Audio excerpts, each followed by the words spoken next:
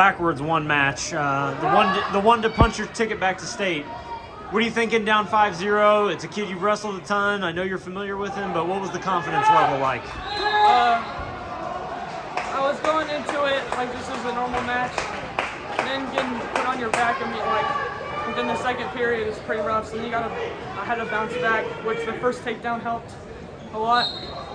And when you got him to his back, did you kind of sense from him too that like maybe that was the moment where it turned? He was done.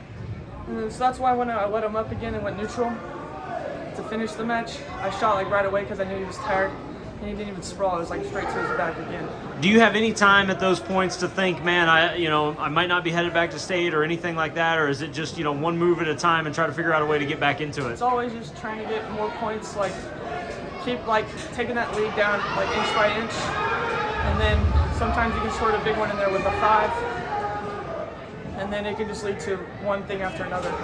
How much did last year help as well, just being in, and I guess this year too?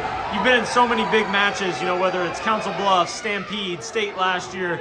Do you draw on that experience as well and just kind of rely on knowing that you've been in bigger moments before? Yeah, we go to a lot of hard tournaments, so like it's pretty like most of the kids wrestle a lot hard, like some of the kids wrestle a lot harder, and they don't know. It was just more like getting a feel for it. Don't lose your cool. What the sophomore class, some of these other guys that are going back with you as well, it looks like you guys kind of bond together and you realize that you're kind of the next generation that's kind of pushing this team back. What does it mean to have so many of them and 9 total going to state this year up from 7 last year? Oh, it's awesome. We have the same, it's awesome because we have the same 7 going from last year. And then we got the 2 freshmen coming in, which is huge. But there's always room for improvement. Like you can say, I got.